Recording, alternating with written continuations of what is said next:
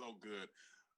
Speaking of our position as the saint, early on in this crisis, and maybe even still now, I haven't really read, but we saw many men and women of faith stepping out in faith, if you will.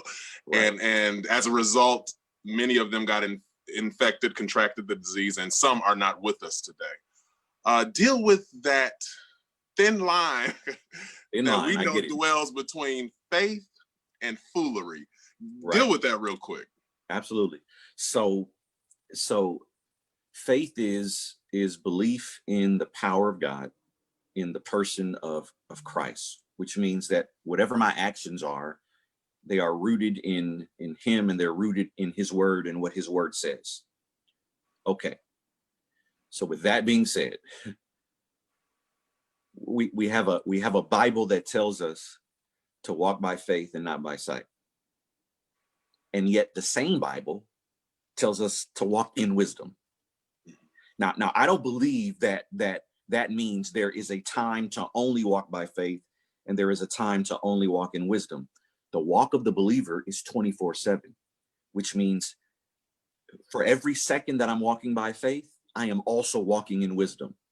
So the faith walk and the wisdom walk are simultaneously happening. They're simultaneously occurring. There's never a time that I'm in wisdom and I'm not in faith, or that I'm in faith and I'm not in wisdom. If I'm in faith, I'm in wisdom. If I'm in faith and I'm in wisdom, I'm in love. The Bible also tells us to walk in love.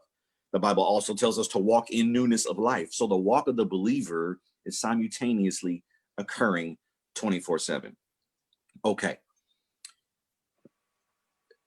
The largest issue that those had with not assembling is, you're coming against our right of freedom of religion, or freedom of display of worship, religion, etc. Now, here's my question, Cornell. Did any of these rules, or let's say they began as strong recommendations, did any of them thwart or hinder our worship of God? Did they thwart?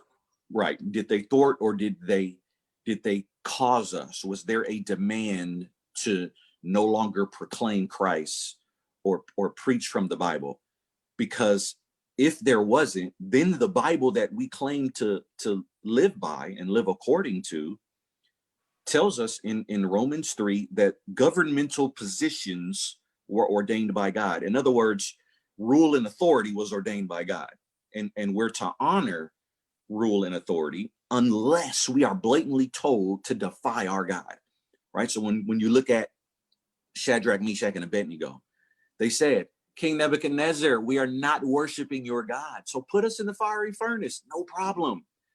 Daniel said, I'm going to continue praying to my God. So if I gotta go in the lion's den, no problem, right? But our nation didn't tell us to worship other gods. Our nation didn't tell us to cease preaching the Christ or preaching the word.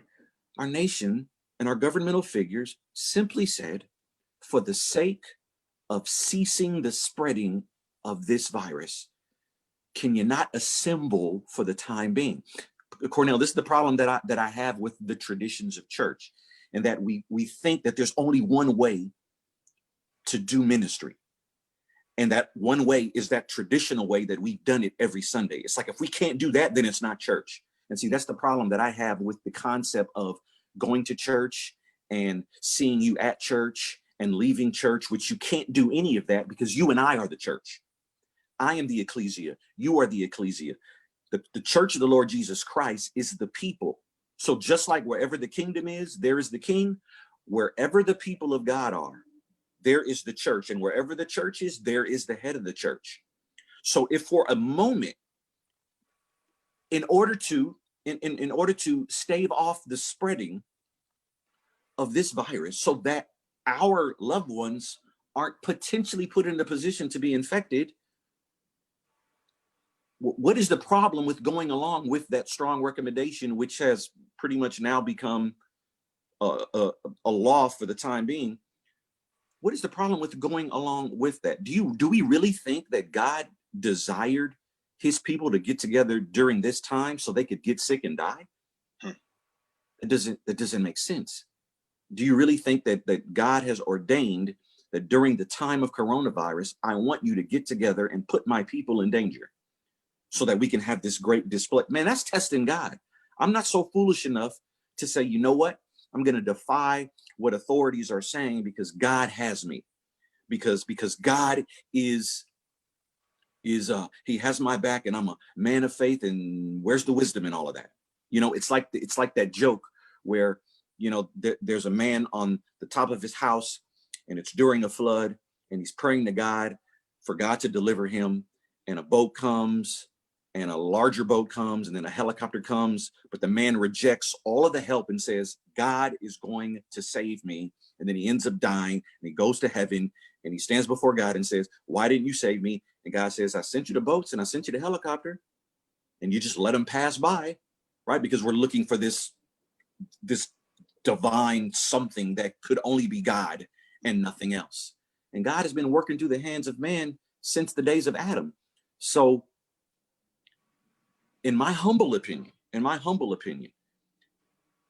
to defy those kinds of orders and say, during this time of a virus that we cannot see, we really don't know all who are infected, because we know people can be affected and they can be asymptomatic. We know that it targets the elderly much more than it does individuals our age. So you and I could be carriers and not experience any symptoms, but then we get around our loved ones or other elderly people, and then they get infected, and then they get sick, and then they pass away because they came into contact with us. That's God.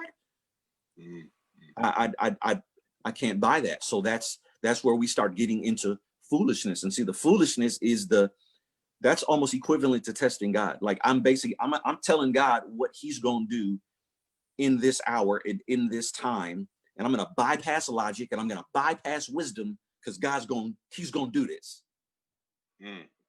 It's dangerous ground to tread on.